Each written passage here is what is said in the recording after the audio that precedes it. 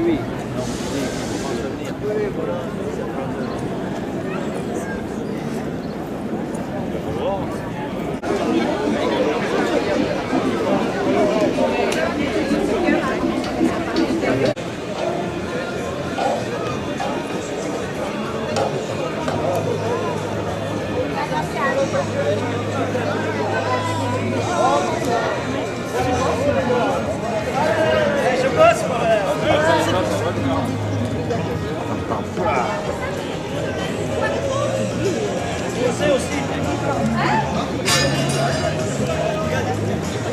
JP, t'as du scotch? Oui. C'est bien, il n'y en a pas assez. La plante, c'est bien, il n'y en a pas assez.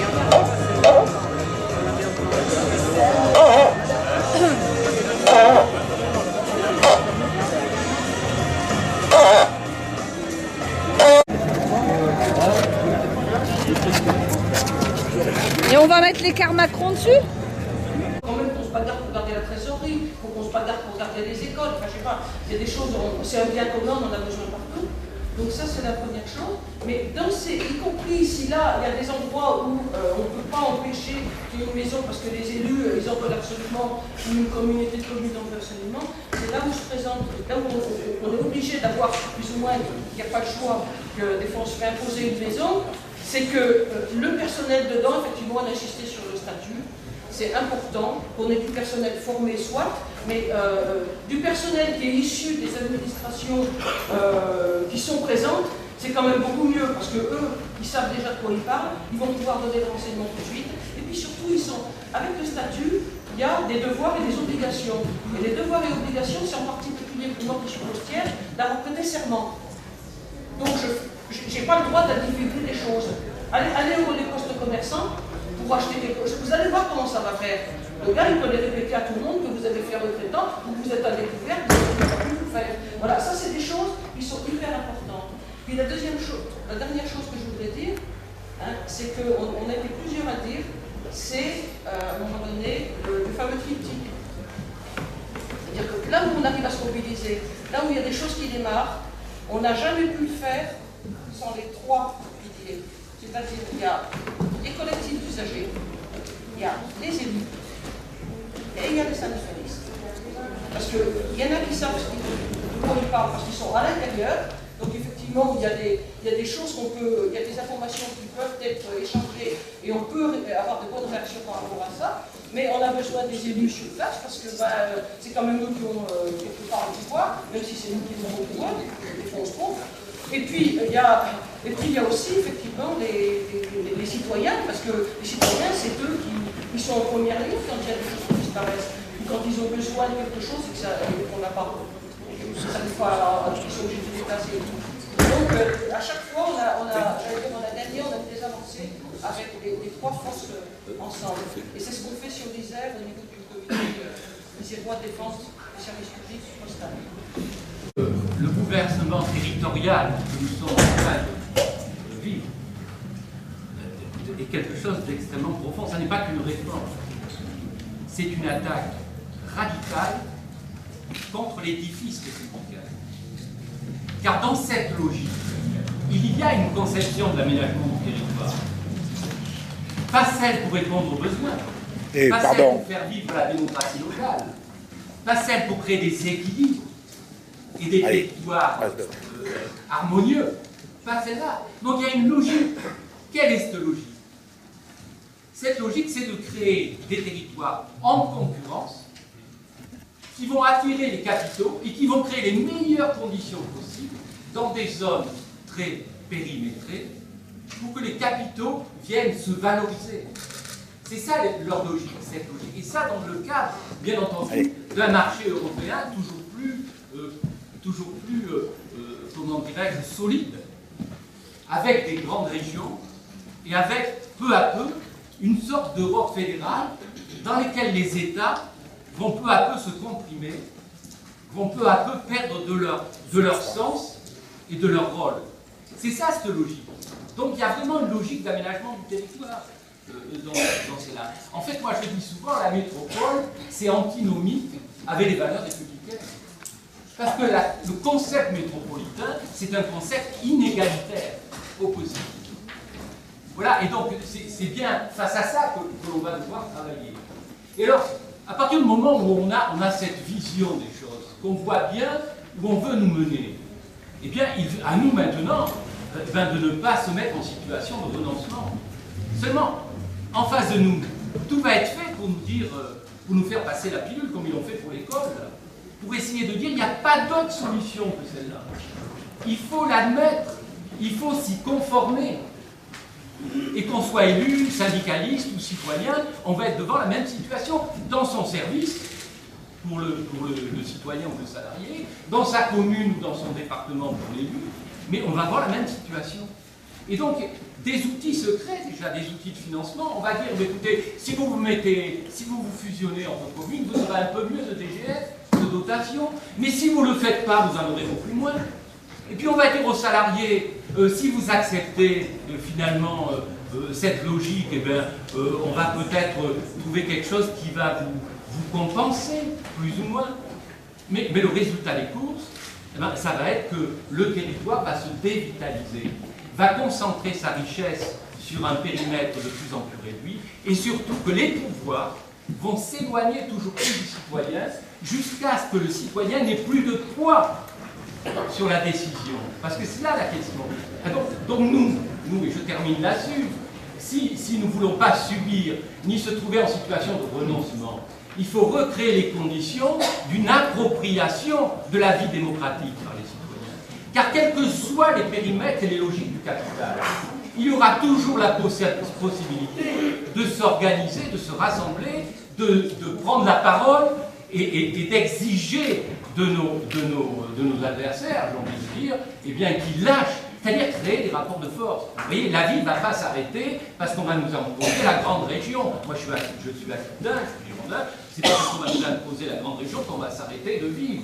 Au contraire, plus que jamais, on va se réorganiser.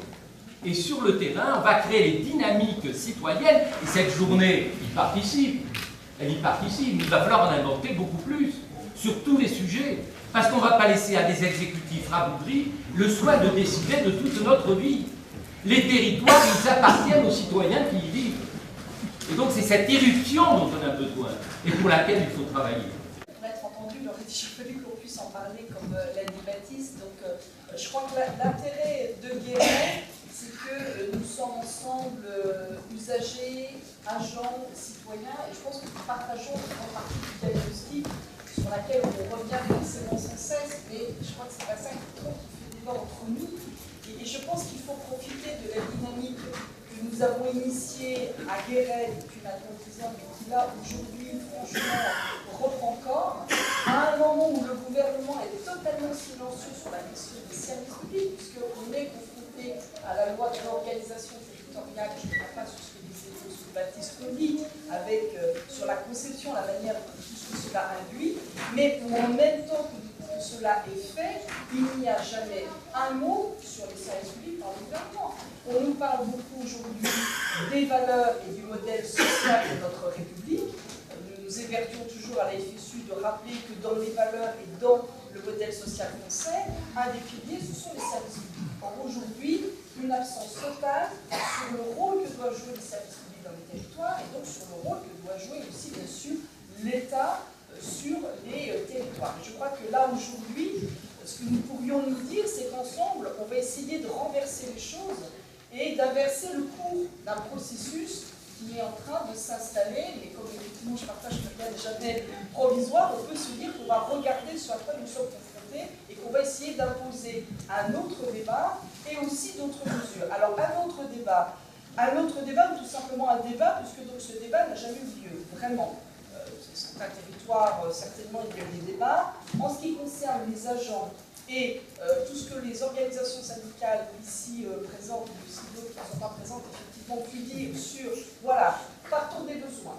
Nous estimons que sur les territoires, en termes d'éducation, de santé, de transport, il y a des besoins, les usagers et les élus nous le disent sans cesse. Partons de ça et regardons une organisation territoriale nouvelle aussi qui correspond à ces besoins. On n'a pas fait ça, je ne reviens pas, on a dit ce qui a été expliqué.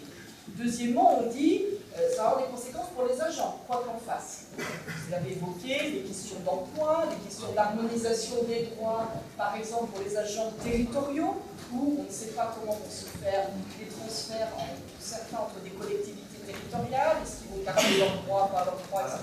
Toutes ces questions-là. Des suppressions d'emplois au passage, bien évidemment, puisqu'en même temps on a les 11 milliards de baisse de dotation de collectivités territoriales, bien entendu, et par là-dessus, une forme de désengagement de l'État, où on nous explique que, bon, puisqu'il y a une organisation territoriale, quand l'État s'adapte un petit peu, et par exemple sur l'éducation nationale, on nous explique qu'on pourrait fusionner des académies, même si on nous dit, mais on ferait un peu de choses à l'éducation nationale, mais le Premier ministre nous demande de faire des efforts. Et donc, on a aujourd'hui des discussions dans les ministères, dans tous les ministères, où on demande à la justice, à l'éducation nationale, à la culture, de revoir sa carte des services de l'État sur le territoire. Et là, bien sûr, ce qu'on nous propose, c'est pas mieux ou plus de services, c'est aussi des fusions. Alors, nous, on part pour la FSU de l'idée qu'il faut s'opposer à ces fusions, déjà pour qu'il y ait un débat. Et qu'on ne nous dise pas, parce que vous savez, il y a un Conseil national des services publics qui va se tenir dès la semaine prochaine, sous la présidence, bien sûr, du gouvernement, où on va nous expliquer, bon ben voilà, on a fait les réformes de la réorganisation territoriale, donc maintenant il faut qu'on adapte les services de l'État. Je crois que là, il faut qu'on arrive à imposer qu'il y a des questions qui n'ont pas été traitées, et comment, par exemple, sur l'école, on se pose la question de l'école sur les territoires et comment on y répond. Comment sur les différents services on parle de ça. Donc, je crois que voilà, on est dans quelque chose où aujourd'hui on veut nous imposer quelque chose qui bien évidemment ne va pas dans le sens de mission de service public, de préservation de l'emploi, etc., etc.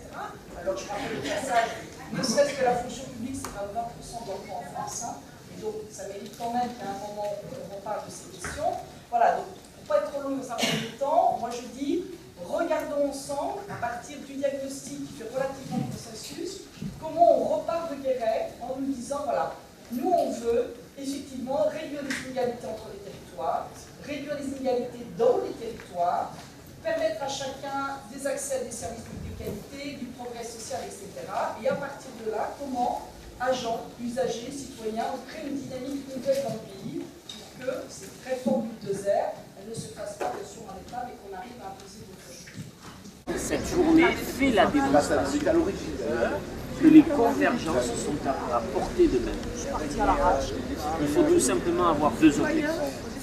Le rassemblement le plus large pour des solutions de gauche et la détermination qu'on peut avoir tous ensemble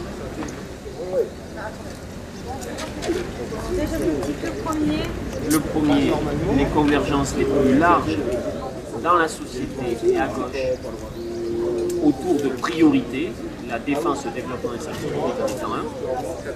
Ça va, les enjeux, je prends deux sujets. Les enjeux, par exemple, sur les trains du quotidien, lutter contre les projets de fermeture des lignes intercités et les questions de la santé sont, par exemple, deux sujets très forts des prochaines semaines. Donc les convergences et qu'on se mette sur notre feuille de route dès les prochaines semaines, les prochains mois, la possibilité de construire du rassemblement politique, syndical, associatif, citoyen, de porter ces grandes exigences lors des prochaines élections régionales. Pourquoi? Parce que ces grandes régions, dans le moment politique qui vient, seront ou les bras armés du pacte de responsabilité, de cette politique catastrophique, ou alors elles peuvent prendre une autre direction. La question du pouvoir régional dans les prochains mois, qui sera aux manettes, pour quelle politique, sera ou l'aggravation des processus en cours. Par exemple, pour les 3 départements du Limousin, ça peut être véritablement catastrophique. Ou alors la possibilité de construire de la résistance et des contre-propositions. Ça va se jouer dans les prochains mois.